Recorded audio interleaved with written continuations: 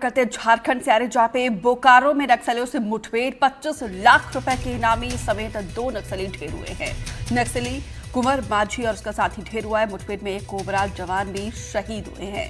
Search जारी है। बड़ी जानकारी झारखंड से, जहां पे बोकारो में नक्सलियों से मुठभेड़ जारी है। 25 लाख रुपए का एक इनामी नक्सली के साथ साथ 2 नक्सली ढेर हुए हैं। नक्सली कुंवर माझी और उसका साथी भी ढेर हुआ है।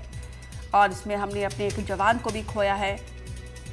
एक जवान ने, देखिए यहाँ पे कोबरा का जवान यहाँ पे अपना सर्वोच्च बलिदान दिया है नक्सलियों से लोहा लेते हुए। फिलहाल ये जानकारी आपको दे रहे हैं झारखंड से, जहाँ पे देखिए बोकारो में नक्सलियों के खिलाफ ये अभियान जारी है। इस मुठभेड़ में 2 नक्सलियों को ढेर किया है। खबर रायपुर से, जहां नक्सलियों पर सीएम विष्णुदेव साय का बयान सामने आया है। 1.5 साल से जवान मजबूती से नक्सलवाद से लड़ रहे हैं। पीएम और गृह मंत्री ने 2026 को नक्सल मुक्त करने का ठान लिया है। नक्सलवाद खात्मे का संकल्प पूरा होगा, सीएम ने कहा। पोलित ब्यूरो के सदस्यों को जवानों ने न्यूट्रलाइज कर दिया है। नक्सलियों की कमर टूट गई है, वो अंतिम सांसें गिन रहा है। तो रायपुर में नक्सलियों पर सीएम विष्णुदेव साय का बयान सामने आया। उन्होंने कहा कि 1.5 साल से जवान मजबूती से नक्सलवाद से लड़ रहे हैं।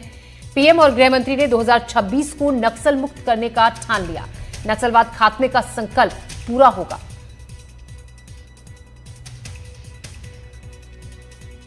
नक्सलवाद अंतिम सांसें ले रहा है। लगातार 1.5 साल से हमारे सेना के जवान मजबूती के साथ नक्सलवाद के साथ लड़ रहे हैं और डबल इंजन की सरकार का भी लाभ हो रहा है। और हमारे देश के आदरणीय प्रधानमंत्री जी और गृह मंत्री जी ने तो ठान ही लिया है, अगले साल 31 मार्च 2026 तक पूरे देश से नक्सलवाद को समाप्त करने का। और ये उनका सपना पूरा भी होगा। हमारे जवान बहुत मजबूती के साथ लड़ रहे हैं। अभी जो माओवाद के सबसे बड़े पोलित ब्यूरो के सदस्य बसव राजू वगैरह थे और कितने करोड़ों के इनामी थे, सबको न्यूट्रलाइज किए हैं और इनकी कमर टूट गई है। छत्तीसगढ़ में नक्सलियों के खिलाफ चलाए जा रहे अभियान का असर अब दिखने लगा है। नक्सलियों का कबूलनामा सामने आया है, जिसमें उन्होंने माना कि पिछले 1 साल में नक्सलियों को भारी नुकसान हुआ। हालांकि बौखलाए नक्सली छिटपुट घटनाओं को भी अंजाम दे रहे हैं, लेकिन सुरक्षा बलों के सामने उनके हौसले अब पस्त हो गए हैं।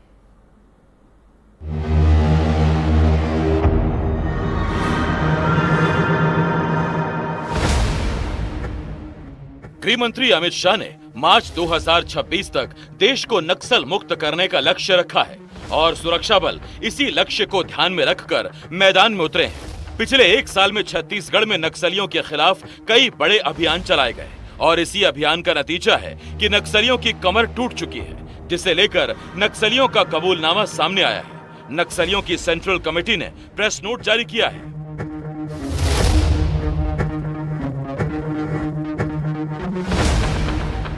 जिसमें माना है कि पिछले 1 साल में पूरे देश में 357 नक्सली मारे गए हैं। मारे गए नक्सलियों में 4 सेंट्रल कमेटी के मेंबर, 15 राज्य कमेटी के मेंबर शामिल हैं। 136 महिला नक्सली 1 साल में ढेर हुई हैं। सबसे ज्यादा नक्सली छत्तीसगढ़ के दंडकारण्य में मारे गए हैं। दंडकारण्य में 1 साल में 281 नक्सली मारे गए। तेलंगाना में 23, ओडिशा में 20 नक्सली मारे गए। बिहार झारखंड में 14, आंध्र ओडिशा में 9 नक्सली मारे गए। नक्सलवाद अंतिम सांसें ले रहा है।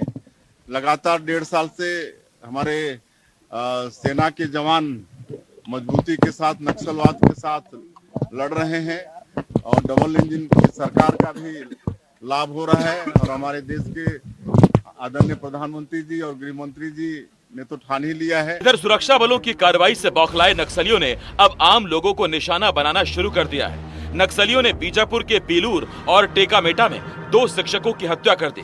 घटना के बाद से इलाके में दहशत का माहौल है। जिस इलाके में नक्सलियों ने इस वारदात को अंजाम दिया, वो इलाका घोर नक्सल प्रभावित माना जाता है। इधर नारायणपुर में भी नक्सलियों ने बड़ी वारदात को अंजाम दिया है। नक्सलियों ने नारायणपुर में एक मोबाइल टावर में आग लगा दी। घटना छोटे डोंगर से 6 किलोमीटर दूर मढ़ोनार गांव की है। नक्सलियों ने इस वारदात को देर रात अंजाम दिया और मौके से फरार हो गए। जानकारी लगते ही छोटे डोगर पुलिस मौके पर पहुंची और जांच की। माना जा रहा है कि लगातार चलाए जा रहे अभियान से नक्सलियों में खौफ है और अपनी बौखलाहट के चलते नक्सली अब इस तरह की वारदातों को अंजाम दे रहे हैं। कभी वो आम लोगों को निशाना बना रहे हैं तो कभी मोबाइल टावर में आगजनी जैसी वारदातों को अंजाम दे रहे हैं। नारायणपुर से विकास तिवारी की रिपोर्ट। छत्तीसगढ़ में अवैध घुसपैठियों पर हो रही कार्रवाई पर डिप्टी सीएम विजय शर्मा ने कहा कि प्रदेश में केंद्र सरकार के नोटिफिकेशन के आधार पर काम हो रहा है। उन्होंने कहा कि सभी जिलों में स्पेशल टास्क फोर्स का गठन किया गया है। बड़ी तादाद में एफआईआर और गिरफ्तारियां हो रही हैं।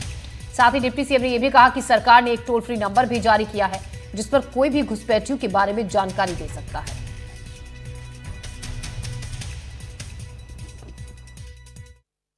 मैंने बताया उनको, मैंने सारी बातें उसमें कही हैं जो सेंट्रल गवर्नमेंट के नोटिफिकेशन नॉर्म्स के आधार पर जो कुछ होना चाहिए, मैंने सब बातें उसमें कही हैं।